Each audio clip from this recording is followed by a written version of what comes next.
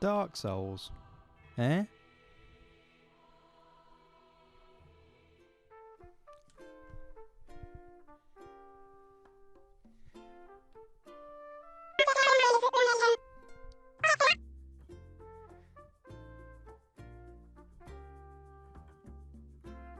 And then he turned himself into a pickle. Oh, funniest shit I'd ever seen. Hello, it's me, your favourite YouTuber, Adam. How are you? I feel like we don't, talk enough. I recently lost a subscriber over the past couple of days, and I've just wept ever since. But here I am, bottling up my emotions just to bring you another joyous video. You've seen the title, you've watched the intro, and now you're just sort of staring, emotionless, at your screen, waiting for me to talk about the topic of today. That's right, I have delved deep into the lore of two games. One, a colourful experience targeted at children, and the other, a dark, gripping metaphor on life. I'll let you decide which one I'm talking about.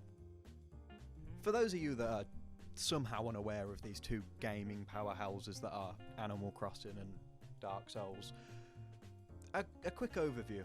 Come on, walk with me. It's just a fucking green screen. Don't know where I was going with that. If you're a lover of capitalism, Animal Crossing is your game. Cripple in debt.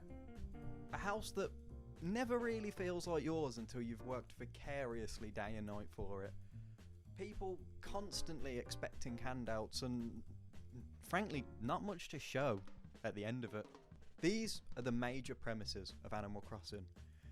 But it's also got an owl that is really scared of bugs, and that's just comedically genius. Game of the year. For the budding Marxists out there, Dark Souls takes point. One peasant rising up against the classist regime, striking down the monarchy and restoring balance to the world that they were too selfish to do themselves. Dissolve all semblance of governing power by ending the world. Sorry, I got a little carried away there. The point still stands, however, and just like the horseshoe argument, I'm here to prove that Animal Crossing and Dark Souls are part of the same universe.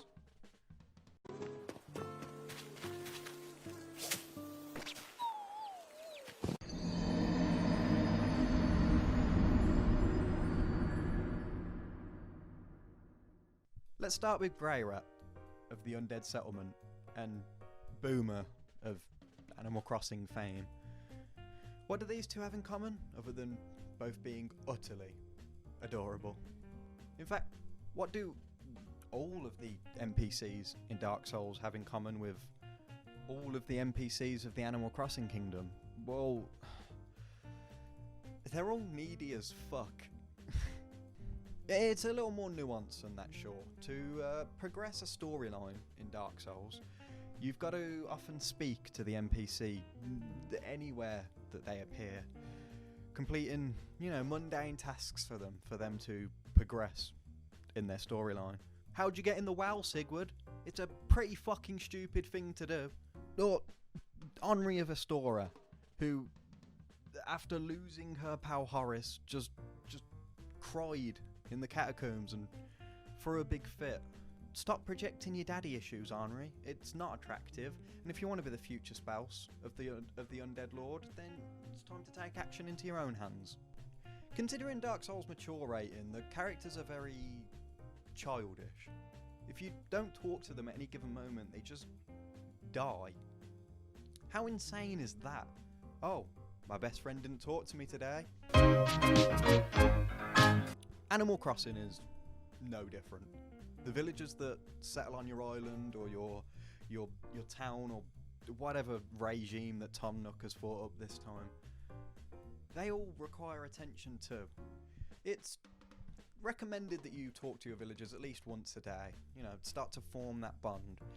Eventually you become friends and you can exchange gifts. But I'm not shy to your plots, Hasashi. I know this is just another capitalist metaphor. If you give them a clothing item, they wear it. You're literally dressing them for themselves. Eventually, once you've given them enough of your possessions and spent enough time that they deem adequate, you reach the best friend status. And let me tell you, the first time one of my villagers said that we were best friends, I just wept. I wept for days. No, of course I didn't. It's stupid and dumb. We're all adults. Live your own life. Animal Crossing, however, handles neglect a lot more maturely than Dark Souls does. I recently revisited my New Horizons save after not playing since April, and Pate, darling Pate, she came straight up to me and welcomed me back. She said she missed me and hoped I had a great break, and I didn't have a break, Pate. I was just avoiding you. But thank you for being an adult about this. Patches, on the other hand, and yes, we know it's you, Patches, that Slav squat is signature and we can spot it anywhere. Patches wants you to find the Purging Monument, just so he can sit on his fat ass in that chair and not have to do anything. And what happens if you take your time to go save the world before finding this Purging Monument? He gets upset, he attacks you, he tries to kill you. That's not friendship. Like all good comparisons to real life, they need a currency. Animal Crossing uses bells, which quite literally grow on trees. Regardless of how horrible that basis is for a currency, do you know what else grows on trees? Souls. I mean, probably, I guess. The currency in Dark Souls is souls. If you want a new sword, that'll be 500 souls, please. If you want the sword to be sharper, it's an extra 150 souls. It's weird. Everybody thinks it's weird, but nobody stops it. A lot like communism. Maybe one of these cycles between Dark Souls 3 and Animal Crossing, the first one. Maybe one of the great ones had an idea and said, hey lads, using souls is a little bit weird. Why don't we change up the currency? How about bells? And I know what you're thinking. Adam, that's probably one of the most stupid things I've ever heard. But hear me out. In every Dark Souls game, what signifies souls? Bells. In Dark Souls 1, you have the two bells of awakening. Both need to be rung to open Sen's fortress, and both have a strong link to souls. In Dark Souls 2, you have the Bellkeeper Covenant, who are there to protect Belfry Luna and Belfry Sol, and they're awarded souls when they specifically complete their duty.